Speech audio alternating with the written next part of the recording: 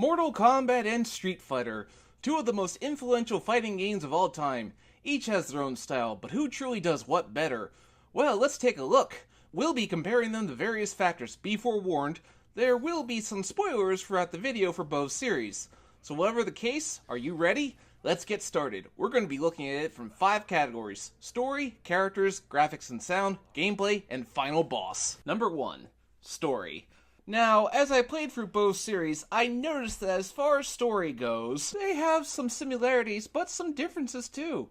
In the first game, we have the main hero defeating their rival with a signature move.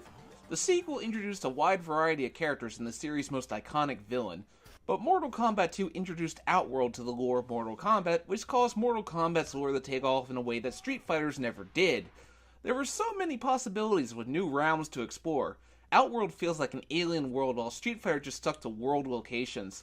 Mortal Kombat 3's story put the heroes to their darkest struggle, with eventually Shao Kahn being defeated seemingly for good, while Street Fighter followed up with an integral series set in between 1 and 2 that told the story of why Bison wanted revenge.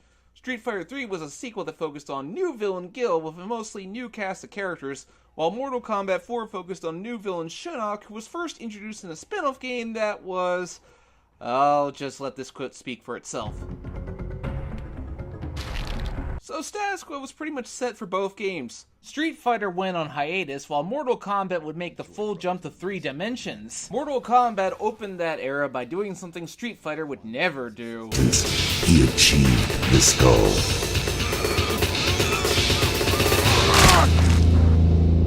Liu Kang is dead. Yeah. The world of MK was now a darker place. Their hero was dead. The villains were now winning, as evidenced by the fact that the titular Deadly Alliance were successful. And then things go bad to worse with Onaga, the Dragon King, returning, and Raiden blows himself up. Yep, that happened. Things were getting very bizarre. Raiden became dark, and Liu Kang was brought back as a zombie. Then Armageddon came out and seemingly brought the story to an end with Blaze, that background character from MK2, turning out to be very important. It focused on the two brothers Taven and Dagon, and who would be the one to stop Armageddon. But the endings left much to be desired, as they didn't reveal what the characters' ultimate fates would be. It was at this time that Street Fighter was to be revived.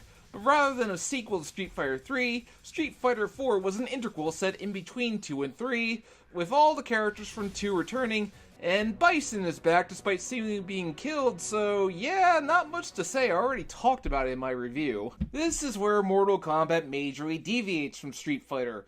They did an in-series continuity reboot for Mortal Kombat 9, after Armageddon ended so disastrously. I think the original intention was to do a many years later type of sequel, but they went with the reboot MK1 through 3 instead. Then, with MKX, they went with the many years later with a new generation type of theme, but at the cost of killing off most of the old characters just to bring them back as generic remnant characters. That's what I'll mostly criticize Mortal Kombat's story for. They tend to go for shock value over character development. Everything about Mortal Kombat 9's story was designed around setting up Liu Kang fight Raiden, who also does very stupid things throughout the story, like not saving Sub-Zero from the Lin Kuei, or taking Liu Kang with him to see the Elder Gods, even though he has no reason to, which causes most of the heroes to be killed by Sindel. Street Fighter doesn't really do that so much. They do kill characters like Charlie, but his death is meant to give Guile a reason to want revenge. Also, ever since killing Liu Kang, NetherRealm has had trouble finding a replacement for him as the main hero. They tried Chujinko in Deception. That didn't work. Tried Taven in Armageddon. That didn't work. Now they tried Cassie Cage in Mortal Kombat X, which felt forced, to be honest. Meanwhile, Liu Kang and Kitana, who were essentially the main hero and heroine of the original trilogy, are now set up to possibly be major antagonists by the fact that they now rule the NetherRealm. NetherRealm Studios writers really seem to like the fallen hero angle, as evidenced by the fact that they repeated this with Superman and Wonder Woman in the Injustice series. Truth be told, I'm getting a little sick of it. I'd rather these characters just be who they're supposed to be. Street Fighter always has Ryu as the main character, although he tends to play a minor role in some events. As Street Fighter V showed, he's basically brought in to save the day at the end. As for how they both handled their story modes, Mortal Kombat does the character chapter approach.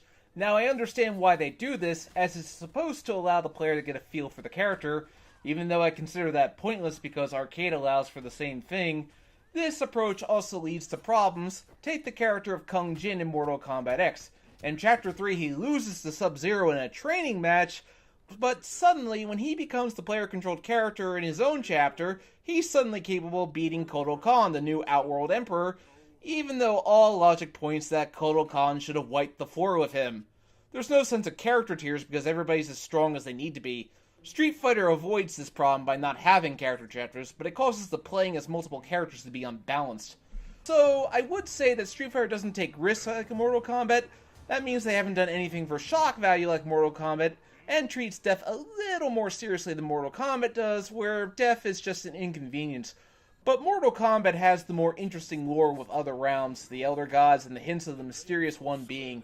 Street Fighter lore is pretty limited in that respect, so the winner is Mortal Kombat. 2. Characters. Both series have iconic characters, although in Mortal Kombat's case, it's mostly from the first 2 games that people think of, and maybe 3 if people are feeling generous. Street Fighter's iconic characters are all from the second game. You have Scorpion and Sub-Zero from Mortal Kombat serving as the series' 2 icons, with Ryu and Ken doing so for Street Fighter. Liu Kang, Kitana, Chun-Li, Guile all serve as iconic roles for their series as well. But both series tend to have stereotypical characters like the Native American. Now, to be fair, in MK's case, I found Nightwolf to be one of the more well-developed characters in the MK9 reboot. At least until they killed him off and turned him into a generic zombie, but that's another story. Meanwhile, T-Hawk he has something about wanting to protect his girlfriend, but that's about it. On the other end of the spectrum, both series have their fair share of not-so-iconic characters. Mortal Kombat has Su Hao, who everyone hates. So Su Hao is back, much to my dismay. While Street Fighter has El Fuerte. Yeah. Fortunately, both companies got the message, and many of the most hated characters were either revamped to be made more likable. As far as the villains go, both Shao Kahn and M. Bison are iconic villains for their brutality and for being pure evil. Both games also had their fair share of secret characters, most notably Reptile in Mortal Kombat and Akuma in Street Fighter. So as far as this goes, I say both series are pretty equal. It's a tie. Number 3. Graphics and sound. Mortal Kombat utilized digitized actors, while Street Fighter used sprites. Mortal Kombat also used blood and violence to draw attention to itself, while Street Fighter relied on special moves. Part of the fun of figuring out these games was figuring out how to do the special moves, or in Mortal Kombat's case, the fatalities. However, while both look stunning for their time, Street Fighter's sprites have aged much better than Mortal Kombat's digitized actors. In fact, when you compare the jump to 3D graphics, Street Fighter 4's graphics have definitely aged. The faces are very... what's the right word I'm looking for? I'll just let Ryu's face speak for itself. Mortal Kombat 9 had very weird faces too. Fortunately, if Injustice 2's models are any indication, NetherRealm seems to be aware of the issue, so I can't wait to see how Mortal Kombat 11 looks.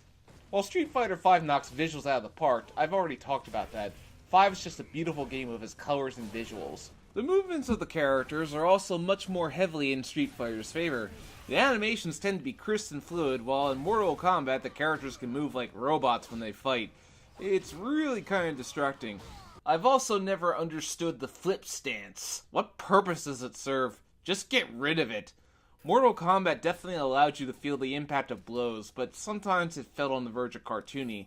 While with Street Fighter, you definitely felt the impact of blows when you defeated your opponent, while Mortal Kombat added the extra punch of finishing them off for good. As for sound, both series have their iconic sounds, get over here! Which are staples of the franchises, but they also have very, very silly sound effects too. Listeners, but don't forget the many gods like you all over the world. But I'll have to say, Mortal Kombat's gibberish always sounded kind of silly to me. I always wondered if NetherRealm should just get rid of it entirely, but they have dialed back on it. But honestly, I think I'm gonna have to give the winner of this round to Street Fighter because it has held up while Mortal Kombat has not. The winner is Street Fighter. Number 4. Gameplay. Mortal Kombat relied on high and low punches and kicks, while Street Fighter had 3 punches and 3 kicks of light, medium, and heavy variations. Street Fighter holds back to block, while Mortal Kombat has a dedicated block button. I tend to prefer holding back to block as it's more instinctive. Special moves are also different. Mortal Kombat did back and forward, while Street Fighter tended to do quarter circle or charge the move first. Mortal Kombat had the uppercut, which made you feel like you had so much power when you pulled it off. Both are unique in their own way, so there's not much to really compare to here. Mortal Kombat 1 and Street Fighter 1 have both aged and are both broken games. The sequels are better games in every way, and Mortal Kombat 3 has the best combo system in place, and Street Fighter 3 is very well refined. Mortal Kombat has always had hit and miss success in the third dimension, since you could always walk around your opponents in the third dimension. Special moves don't really work in 3D, or at least it didn't here. But once Street Fighter 4 went 2.5D, Mortal Kombat promptly followed suit. Both series use a meter that fills up as you do special moves. Get hit and just fight the match, it allows you to do EX special moves.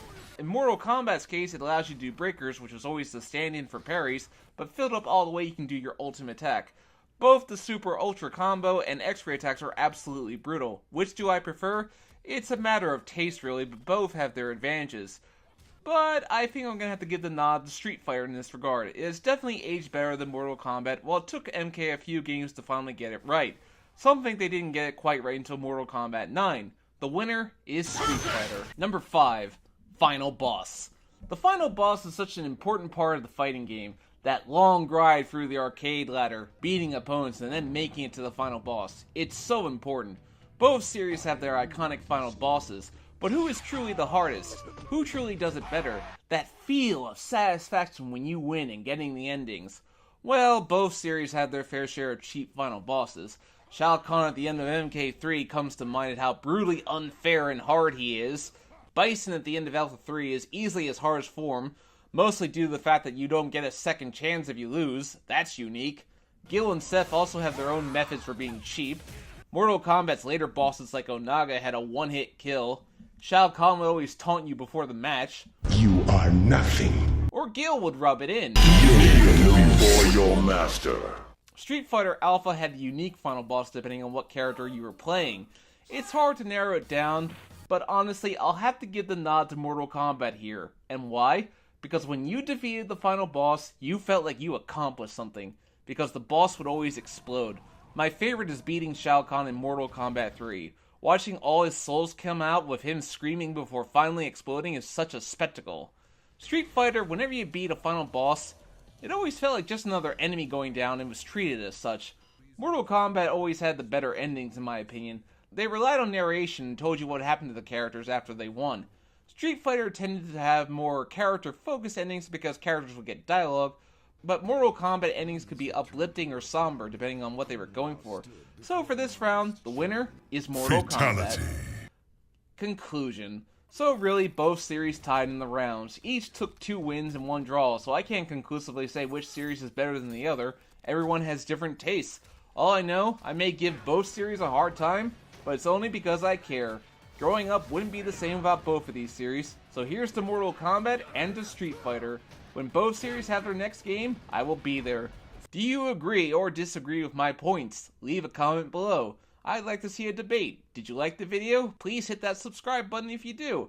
As for what's next for me, I've got a new marathon in mind, and I'll just let this music tell you what it is. See you next time!